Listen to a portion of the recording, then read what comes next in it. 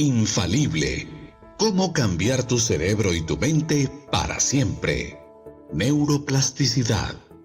Joy Dispenza. El cerebro en realidad tiene características realmente distintivas que lo separan de una computadora. El cerebro es en realidad un laboratorio y debido a nuestro diseño y a nuestra propia voluntad, actúa como un laboratorio, toma conceptos, ideas y modelos. Y cierta parte del cerebro construye esos conceptos e ideas y dice, tomaré un poco de lo que aprendí aquí y un poco de lo que recuerdo allá y un poco de mi experiencia aquí y voy a tomar esas áreas específicas y a hacer preguntas abiertas tipo, ¿qué pasaría si...? Hace preguntas sobre las posibilidades, contempla diseños o ideales que están fuera de la norma de nuestro entendimiento actual con la finalidad de llegar a un nuevo entendimiento o una norma modificada. Entonces el cerebro actúa como un laboratorio, es un arquitecto, diseña modelos y une piezas. Su función principal es proponer ideas y conceptos nuevos, y al repetirlos una y otra vez, llega un momento en el que nos involucramos tanto en esa idea o concepto que perdemos nuestra atención o nuestra conciencia de nuestro entorno externo y la enfocamos en las señales que vienen de nuestro cuerpo a nuestro cerebro durante un tiempo relativo. Esto sucede porque toda nuestra conciencia se dirige hacia adentro, a esa idea o concepto, y en el momento en el que eso sucede, esa idea se mueve hacia el lóbulo frontal, el cual es el director del cerebro. Una idea o un concepto llega al lóbulo frontal cuando no permitimos que nuestra mente se pierda pensando en una lista de compras, o el dolor de espalda que tenemos, o qué hora es, o a quién tenemos que llamar, o nuestras relaciones.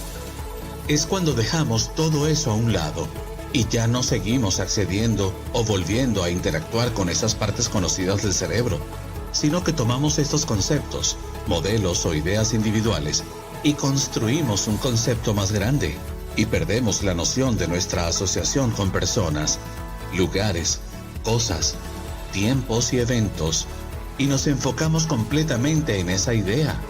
Ese es el momento en el que esa idea llega al lóbulo frontal. Cuando ese concepto llega al lóbulo frontal, se vuelve más real que el entorno externo. Perdemos la noción del entorno externo y esa imagen interna se vuelve más real que el entorno externo. Es literalmente donde sucede la realidad, porque toda nuestra conciencia está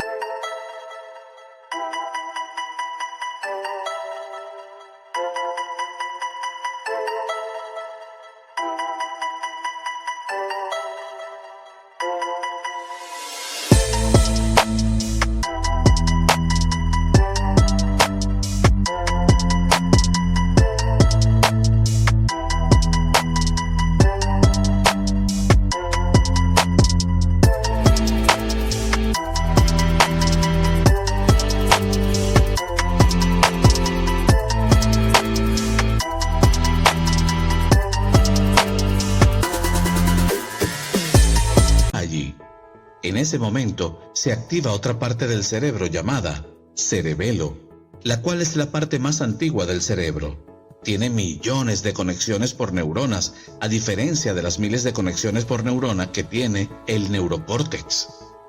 La capacidad que tiene ese cerebro de activarse literalmente respalda o le da vida a ese modelo y hace que el cerebro se reconfigure y cambie nuestra percepción de la realidad. La mejor manera en que un ser humano puede convertirse en ese observador es, en primer lugar, tener intelectualmente la conciencia o el entendimiento de que no siempre tiene que tomar las mismas decisiones una y otra vez. En segundo lugar, ponerse a sí mismo en determinadas situaciones de forma experimental en su propia vida personal que nos permitan anular esos mecanismos en su cuerpo. Y eso requiere práctica.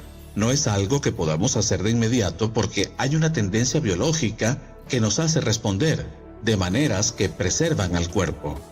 El cerebro tiene ciertos centros que solo se preocupan por la preservación del cuerpo y en el momento en que respondemos, esos centros se activan y casi rompe el hábito de ser humanos.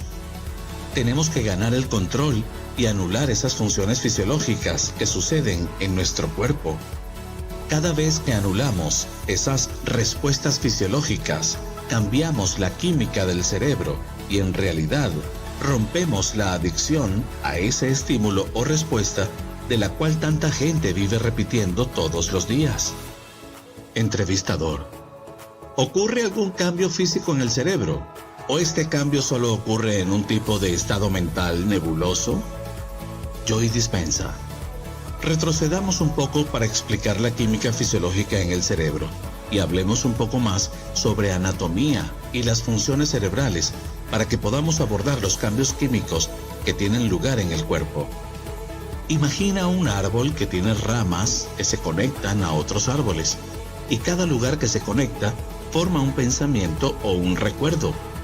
Ese recuerdo se conecta al cerebro.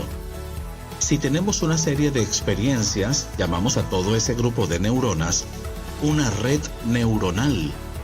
El cerebro crea asociaciones basado en cada experiencia que hemos tenido en nuestra vida. Por ejemplo, aprendemos acerca de una manzana cuando entendemos primero que es roja y luego entendemos que es redonda, suave, que sabe de cierta manera y que hace cierto sonido cuando la muerdes.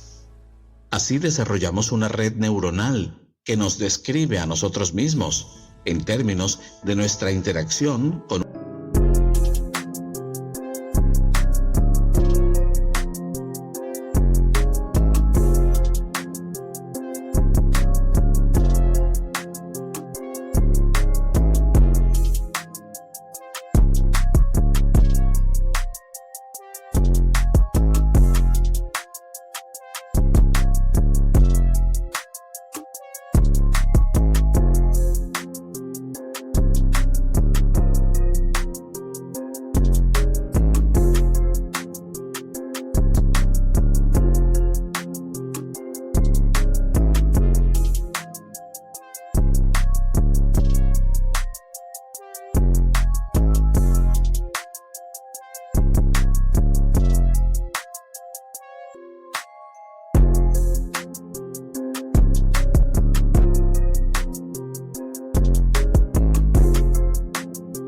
una manzana a través de nuestros 5 sentidos. Pero si de niños comenzamos a darnos cuenta de que no todas las manzanas son rojas y que en realidad también pueden ser verdes, cuando entendemos eso, la red neuronal toma más forma. De esta manera construimos conceptos con información proveniente de lo que vemos, olemos, probamos, escuchamos y sentimos, basados en la ley de asociación y también en una segunda ley llamada ley de repetición. La ley de repetición dice que si hacemos algo una y otra vez, por el mero hecho de repetirlo, el proceso de aprender todo lo que estamos aprendiendo comenzará a volverse simple, comenzará a volverse automático, comenzará a sentirse familiar, comenzará a volverse fácil, comenzará a volverse natural, comenzará a volverse subconsciente y casi comenzará a volverse inconsciente. Por lo que las leyes de asociación y de repetición juntas hacen que esas células nerviosas se conecten.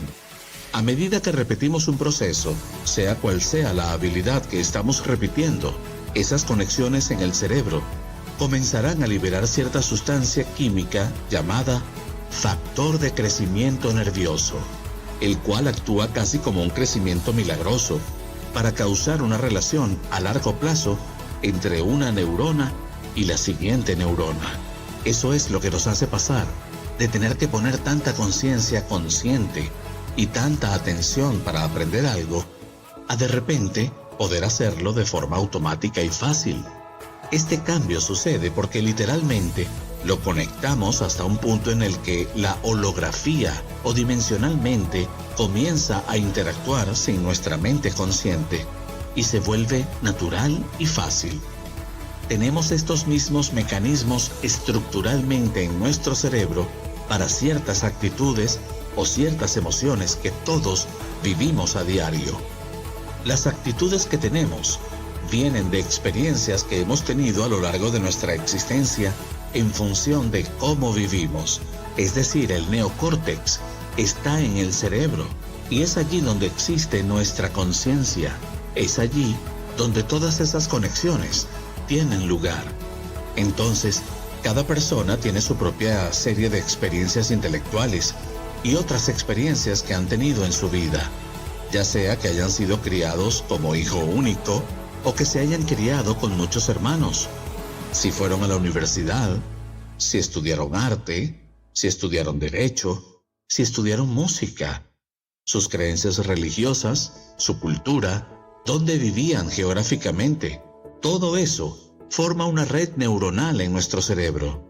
Si fueron amados e incentivados cuando eran niños o si fueron abusados físicamente. Todas esas experiencias moldean neurológicamente la estructura misma de lo que sucede en nuestra mente y nuestra percepción del mundo. Esos procesos exactos en términos de redes neuronales también existen en nuestro cerebro. Y cuando respondemos a nuestro entorno, ciertos aspectos de esas redes neuronales particulares se activan y causan cambios químicos en el cerebro, que en última instancia van a producir una cascada de sustancias químicas que recorrerán nuestro cuerpo. Así que sí, definitivamente sí ocurre un cambio físico en el cerebro. Entrevistador: por un lado, usted describe que las redes neuronales son básicamente árboles con circuitos que se conectan y programan entre sí, lo cual es un punto de vista muy mecanicista. Y por otro lado, también sugirió que el cerebro es en realidad holográfico, lo cual no es necesariamente una programación de circuitos. ¿Cuál de ambas es la que sucede en realidad? Joy Dispenza: excelente pregunta. Los científicos están debatiéndose justo ahora si el cerebro está realmente programado o si tiene lo que llamamos plasticidad o elasticidad mineral. Y la respuesta en este momento es sí. Tenemos partes del cerebro que están programadas debido a la repetición. Por ejemplo, montar una bicicleta. No tienes que pensar en andar en bicicleta. Neurológicamente ya tienes eso programado. Y todo lo que tienes que hacer es acceder a esa parte de tu cerebro para poder montarte en una bicicleta y en unos momentos poder reformular ese mecanismo. Pero eso está programado. Sin embargo, si te pido que tomes ciertos conceptos e ideas y sigas un tren de pensamientos, esas neuronas que están literalmente disponibles para ser moldeadas no son estáticas, no son un árbol con ramas. Son muy elásticas y están muy vivas. Esas dendritas muy finas, a las cuales llamamos los dedos, esos árboles, en realidad pueden desengancharse y volver a engancharse a otras células nerviosas en segundos. ¿Cómo sucede eso? Se necesita concentración, se necesita atención y se necesita poder de voluntad para poder hacer que esos mecanismos se produzcan. También se necesita concentración, poder de voluntad y conciencia para poder detener esas conexiones de hábitos programados que tenemos y por los que vivimos a diario.